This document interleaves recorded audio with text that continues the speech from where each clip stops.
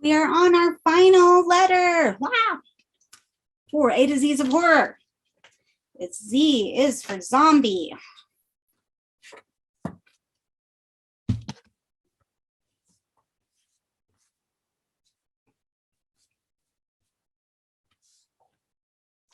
Z is for zombie. Photographer Simon Marsden has described images of death as perhaps the most shocking sort of image one can use. Yet death is something that comes to us all, or does it? Perhaps by embracing these macabre memento mori and feeding our morbid fascination, we somehow hope to cheat the Grim Reaper for when he comes calling. For ophthalmologist and photohistorian Dr. Stanley B. Burns, MD, that fascination takes the form of collecting photographs of the dead. It's sometimes hard to admit the beauty of these photographs, he says. You have a dichotomy, a wonderfully composed picture that is also a picture of a dead person. As an eye surgeon, I became interested in how people see, how they understand the world and their visual perception, recognizing that perception has to do with the pictures we make in our brain as well as what we see. As a collector, one of the things that soon astounded me was the realization that the second most common type of photograph in the 19th century was that of a dead person. Now, what would happen if you had never had a picture of your child and the child died? If your only opportunity was to take the picture of the deceased child or your dead wife, then that was what was done. In one example, a mother holds not her child, but a daguerreotype of her dead child. It was a novel way to solve the contradiction, Burns explains, the need to push the dead away and the need to keep the dead alive. Dr. Burns' collection also includes pictures of murder victims, such as that of the Parsons family, 5 members of one family who were killed by Mr. Hamilton, he explains. That picture is not a documentary photograph of proof of their murder, but a memorial photograph to be sent to family, friends, and loved ones. You could be cleaned up, he continues. Your tissues could be filled, you could be beautified. Cosmetology became important, and as time went on, the person became more lifelike in death.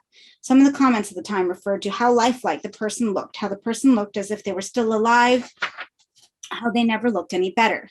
By the end of the 19th century, beautification of death created an image of a person lying in a silken or satin casket, surrounded by flowers in a beautiful, comfortable setting. In another photograph, we have a typical sleeping beauty. We have a woman who is lying just as at rest as if a kiss would wake her up. You could look at the picture as long as you wanted. Some person will look at it for a fraction of a second, another will stare at it or come back to it again and again and again, as if maybe there is some information about death in the photograph, something they learned about passing the barrier between the living and the dead. And our sides are, and death shall be no more, death thou shalt die. From Hymn to Christ at the author's last going into Germany by John Donne. Now, zombies are a different kettle of rotted flesh entirely, aren't they? Because for one thing, they're mindless, and mindlessness terrifies the wits out of me. Joke, Clive Barker. And we have a picture of the murdered Parsons family, and then a picture of Buck from Day of the Dead. Murdered Parsons family. Oh.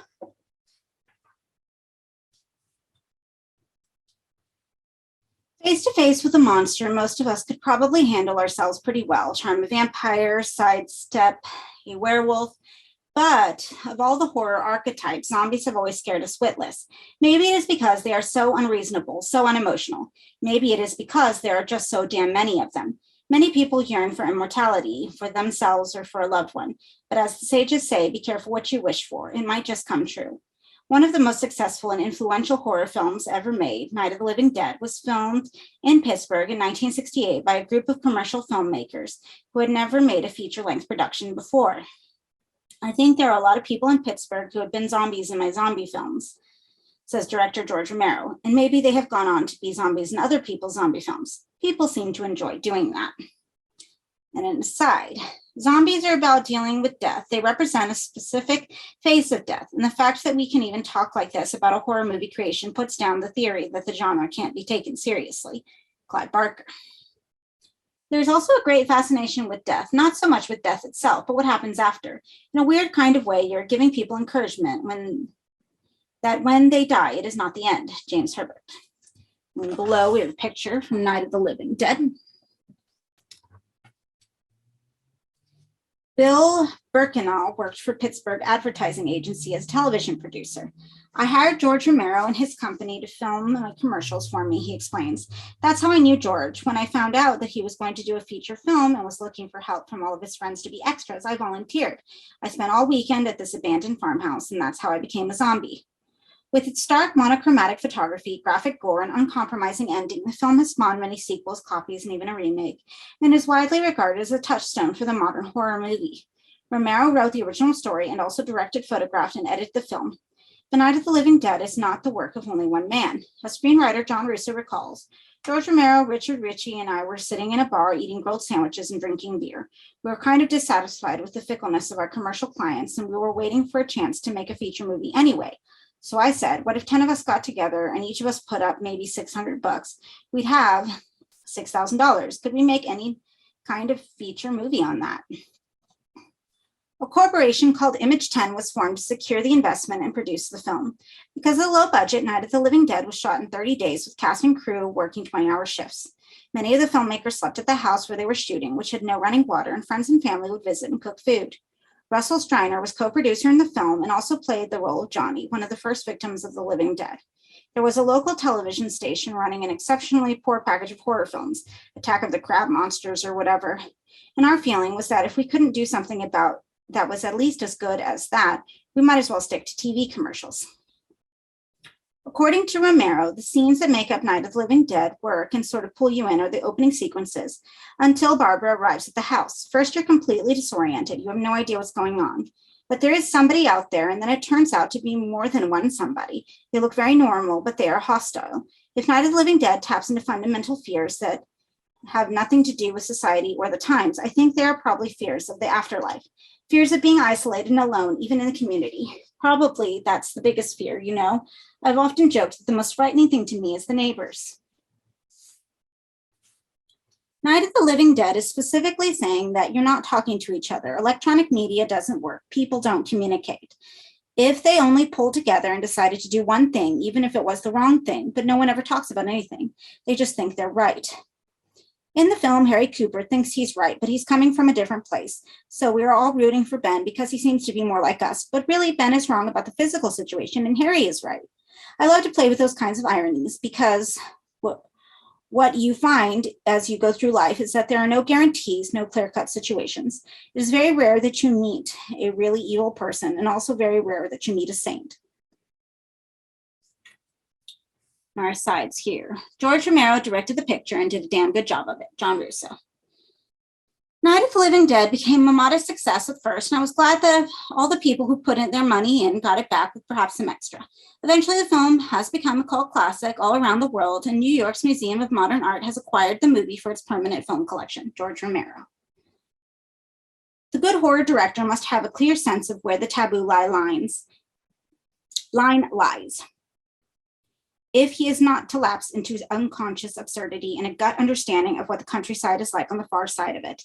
In Night of the Living Dead, George Romero plays a number of instruments, and he plays them with virtuoso, Stephen King.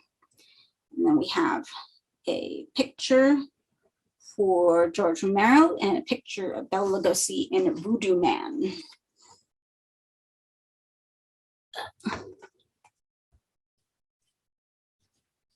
One of the investors in our project was a man who had a food purveying company, reveals Schreiner, and one of his businesses was a butcher's shop. So we got beef bones and entrails from him, which ended up in the scene that we referred to in the movie as The Last Supper. Before that time, Russo says, zombies weren't what I'd call heavyweight fright material like Frankenstein or the Wolfman. But when we made them flesh eaters, it gave them a whole new dimension. And then the fact that they didn't die, it was like having a kind of eternal life that nobody really wants. Calling upon their friends and associates in the advertising business, the filmmakers used around 250 extras, many of whom played pasty-faced living dead ghouls. Bill Hinsman was one of them, and he recalls his motivation for the role. Subconsciously, I remembered a Boris Karloff movie where he had been electrocuted and he was dragging one leg and one arm was limp and groping and he was contorted. I tried to do that, though it became quite sore after that while doing it for all that time. And then I just tried to think about what it would be like to be very hungry. Marilyn Eastman, who played Helen Cooper in the film, was one of the original backers and also supervised the makeup. Everybody wants to believe in life after death, she says, and I think The Living Dead is the closest thing to that idea, except people do come back, so you get your wish for immortality. They come back as horrifying things. Co-producer Carl Hardman, who played the cowardly conservative Harry Cooper, agrees. It makes you not want to come back. Yes, continues Eastman, that's very difficult for people to handle because they do want to believe that there is life after death, but they don't want to believe that it's monstrous. One of the film's most disturbing scenes is when Harry and Helen's daughter, Karen, who has been bitten by a ghoul, dies in the basement and returns as one of the cannibalistic dead. I thought it would be very nice if Carl's daughter, Kira, would work with him, explains Eastman, and I suggested that she be used, and I think it is very nice for her and for him. Kira Shawn, who portrayed Karen Cooper, recalls that my father told me that I would be playing a zombie or a ghoul and that I'd be eating my father's arm and killing my mother, and I thought, great, that sounds great. There was no rating system at the time in America, explains Romero. And so basically the film went out unrated. Was one of probably half a dozen films that made people complain and insist that the industry control itself. Marilyn Eastman reveals that there is one question she is always asked about her involvement in the film. Everybody always wants to know what the blood is splattering on the wall in my death scene. What did you use? And it was Bosco chocolate syrup, which gave us the best look, the best texture, and I don't know why we thought it was better than Hershey, but at the time, that's the decision we made. George Romero admits that much of the film's attraction is its gore and violence. I know that for anyone who loves horror, it's the stuff you love. It doesn't gross you out, it makes you giggle. That's when you munch your candies or your pretzels or whatever, even more vigorously when there's bleeding going on. The asides. In 1968, the year that popularized rebelliousness and nonconformity, Night of the Living Dead did its bit for the age of Aquarius by ignoring decades of cinema convention. Kim Newman. I think the film is an attempt to make money, and it's an attempt to tell a good, honest, emotionally involving story. A lot of critics have jumped off the deep end and likening the ghouls to the silent majority and finding all sorts of implications that none of us ever intended. I think George wants to encourage that kind of thinking on the part of some critics, but I'd rather tell them they're full of shit. John Russo. There are no boundaries between good and evil where love is concerned. James Obar. Night of the Living Dead, USA, 1968. Director George Romero with Judith O'Dea, Russell Streiner, Dwayne Jones, Carl Hardman, Keith Wayne, Judith Ridley, Image 10, black and white. This gruesome low-budget zombie film has acquired a cult reputation since its original release, thanks to the stark black and white photography, bleak locations of a cast of unknowns, all of which give the picture a disturbing documentary-like feel. A Venus probe returning to Earth brings with it an alien contamination that revives the newly dead. A small band of survivors barricade themselves in a farmhouse and attempt to repel the flesh-eating ghouls who lay siege in the building. The opening graveyard sequence is a minor masterpiece of atmospheric horror, and despite repeated viewings, the surprise ending still has the power to shock. And we've got a picture of Night of the Living Dead and zombie.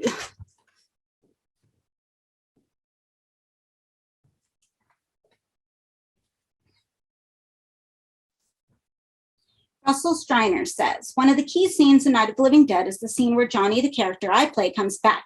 It's the real signal that everything is lost. The people in the house are really done for. The initial thought is, my brother's back, explains actress Judy O'Dea, who portrayed the film's nominal heroine, Barbara. He's back, he's alive, because I will him alive. I want him to be alive. Yet I see the dead in his eyes, and I know that there's no saving me, because not only am I going to die, but I'm going to die at the hand of the brother I loved. Horror is radical, says Romero. It can take you into a completely new world, new pace, and just rattle your cage and say, wait a minute, look at things differently. That shock of horror is what horror is all about. But in most cases, at the end of the story, people try to bring everything back. The girl gets the guy, and everything's fine. And things go on just the way they were, which is really why we're doing this in the first place. We don't want things the way they were, or we wouldn't be trying to shock you in the first place. In the film's unexpected ending, after surviving a long night of horror defending the farmhouse against the marauding dead, Black hero Ben, Dwayne Jones, is callously shot and killed by a posse of redneck zombie hunters. His body is then added to a pyre of burning corpses. We always had that ending, says Romero. It seemed like the only fitting end. And even though the posse goes rolling across the countryside, leaving our hero dead, we get the feeling that they are not going to win either. There's this new society coming. In the end, none of this is going to work, guys.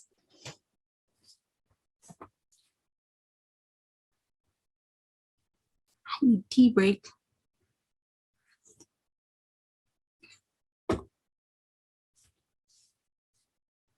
James Obar was born in 1960. He grew up in the Detroit area and was raised in institutional and foster care. A self-taught artist since his early teens, Obar studied Renaissance sculpture and the work of such comic artists as Frank Franzetta, Barry Smith, and especially Will Eisner. God had had his elbow in my neck my whole life, says Obar, like I was being tested to see how much I could put up with.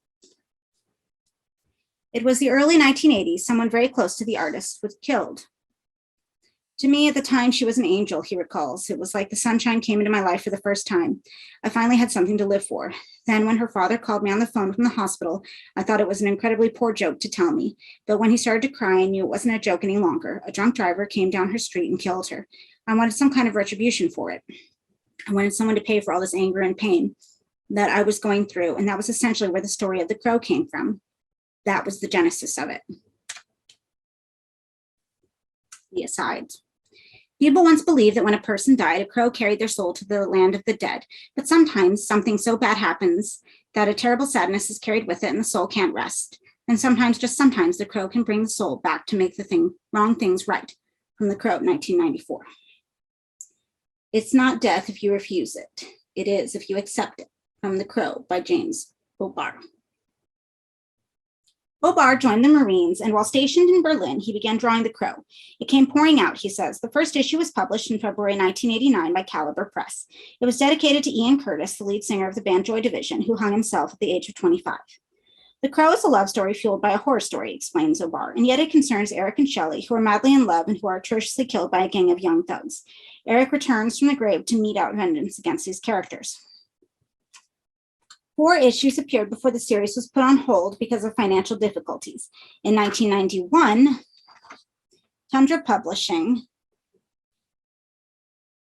began repackaging the out-of-print Caliber issues in 2 volumes and published a 3rd issue containing the conclusion of the story. Death, the final chapter of The Crow, appeared in May 1992 and became the best-selling single issue in Tundra's history. And then we have our sides. I read the script first, but the comic book is wonderful. It's a very pure work. After the script was written, Alex Proyas and I went back to the comic book and tried to find the beats of the story that didn't make it into the script. Brandon Lee. I'm interested in the places where sex reminds me of death. Clive Barker.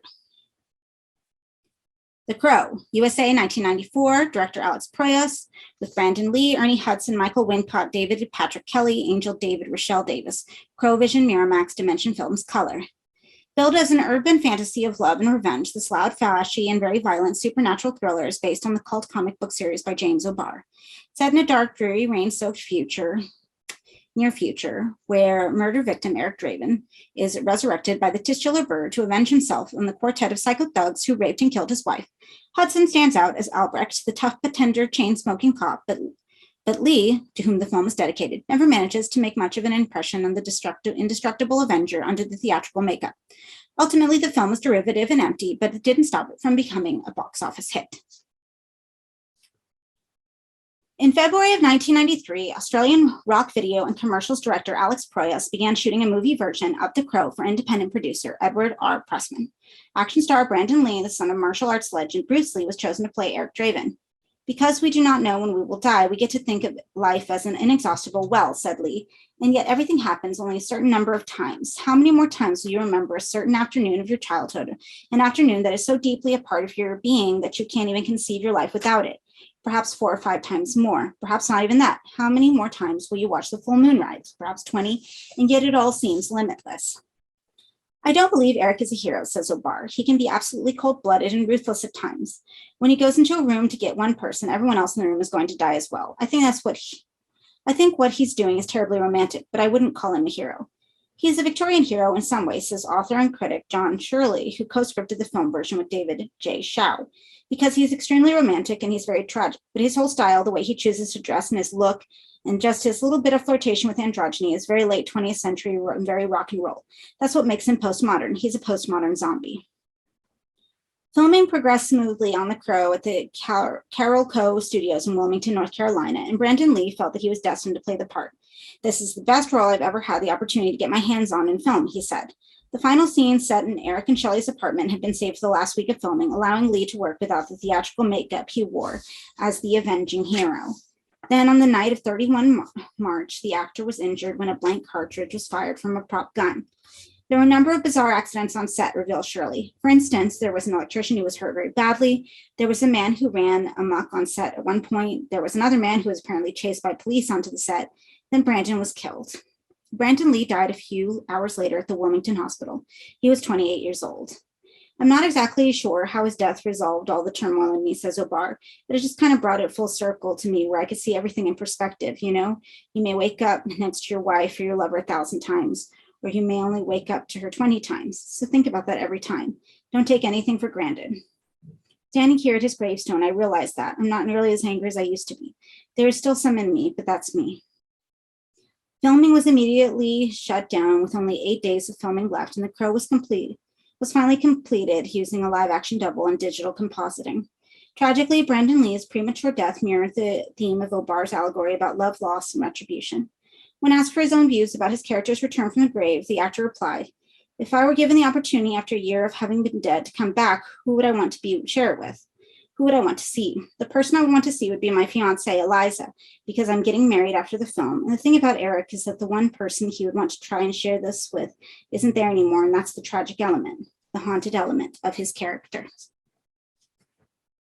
We've got shock waves. Oh, I walked with the zombie.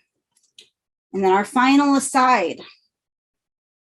For in that sleep of death, what dreams may come, from Hamlet by William Shakespeare. And that is, here's the index. So that is Clive Barker's A to Z's of horror. So thank you for reading with me. It has been a fun year reading these with y'all. And I am going to do Hellbound Heart. Feel free to send me a message, DM me, comment if we want to do any other Barker stories after that. And then I will be focusing on Panties and Pulp, which will be on my website. Thank you for reading with me. Bye.